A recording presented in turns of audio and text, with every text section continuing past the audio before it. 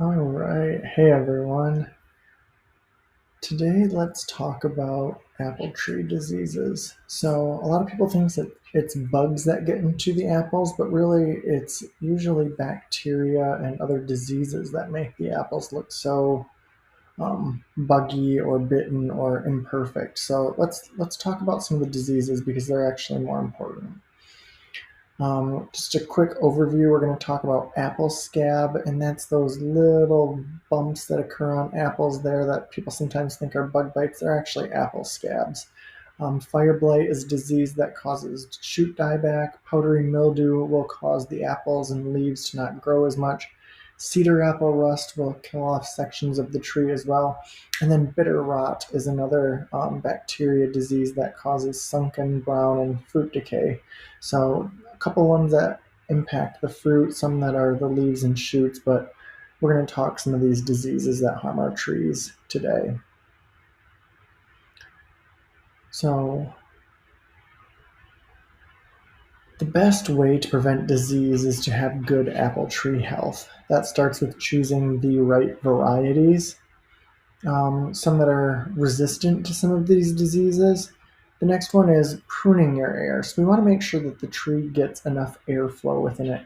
The airflow keeps the leaves dried out and it makes bacteria and fungus have a harder time surviving. The next thing is keeping it clean. So raking the leaves, removing the dead fruit, all of those are spots for bacteria and pathogens to harbor over winter. And we're trying to disrupt their life cycles, so it's not as easy on them. The trees can handle a small amount of pathogen. It's when it starts overwhelming them that we get problems. So we're going to try and clean the orchard up to keep those pathogen levels as low as possible. The next is to make sure your tree has the right nutrients it needs. Most fertilizers are way too much nitrogen, which causes lots of green growth that then can be damaged in cold winters and frosts, and then is a spot for pests, bacteria, and things to damage your orchard. So we don't want too much nitrogen. We want to make sure we're getting enough calcium, zinc, iron, and those trace micronutrients in the fertilizers that we're giving our orchard. And then making sure that when the weather is bad for the trees, we take a proactive approach, and that could be some light organic oils that we're spraying to just help keep the pathogen loads at bay. So apple scab, that's those little scab marks on the edge of the fruit, and those can really impact harvest. While they can be kind of cut off and they're cosmetic in a way, they still damage fruit and they certainly impact saleability if that's what you're going for. Um, the spores overwinter in the fallen leaves and then they reinfect the tree the next spring. So that's where cleaning up the leaves is a really important step. And then also pruning so we get enough airflow in there. And then in the early spring, you can spray neem oil or sulfur on the green tips, the green buds that are first coming out, and then reapplying about every 2 weeks or after a heavy rain until the blossoms fall.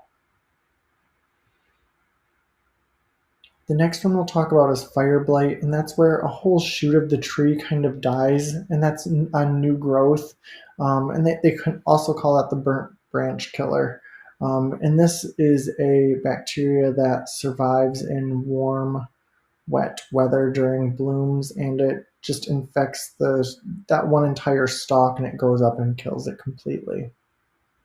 This is a good spot where we'll talk about pruning a little bit.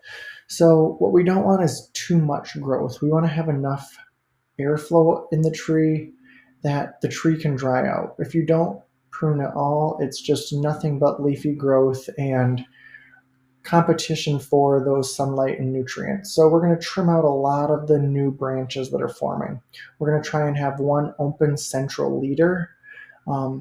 And then we're going to prune any branches that are trying to grow across the tree, because when the wind blows and stuff like that, they're knocking and hitting all of the other branches and damaging the bark and all of the tree limbs around it.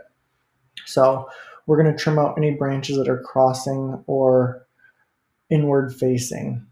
And then In the winter is when we want to do any big prunes, so that way there's no insects or bugs to infect the tree.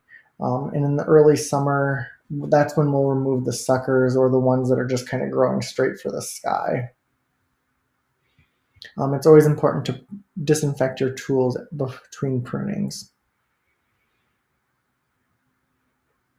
Powdery mildew is another one of the bacteria that you can get. This can make the fruit be small, shrunken, and die off and it just makes the leaves look powdery.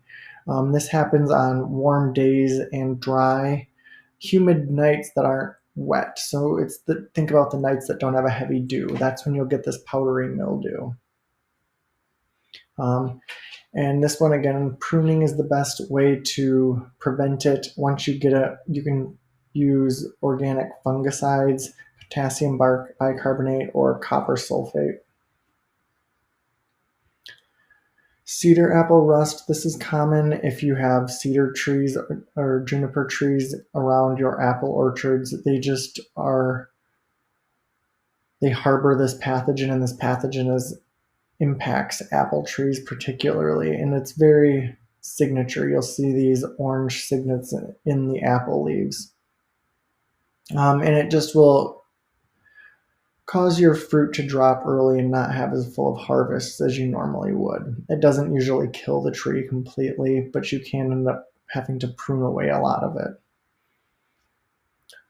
Bitter rot is the last apple disease we're going to talk about, and this is the one where it's like an injury happens to the apple and then it spreads from out there, just rotting the entire apple, and it'll ruin entire harvests. It likes the heat of the summer, and it just shows up as concentric rings to start, and it can end up completely mummifying the apple on the tree, and that's what leaves the bacteria in the environment to damage for the next harvest. So how do you prevent this? Disease-resistant cultivars, so choose the right trees from the start that are maybe resistant to some of these. Prune your trees in late winter so you can open the canopy up and have good airflow for the spring. Sanitize your pruning tools so you're not spreading disease. Rake and remove the litter, take the dead apples off the tree, and then spray in the spring before the blossoms, and then up until the blossoms fall. On top of that, just make sure that you're thinning the fruit clusters so that way you get bigger harvests. That's also very helpful. So I hope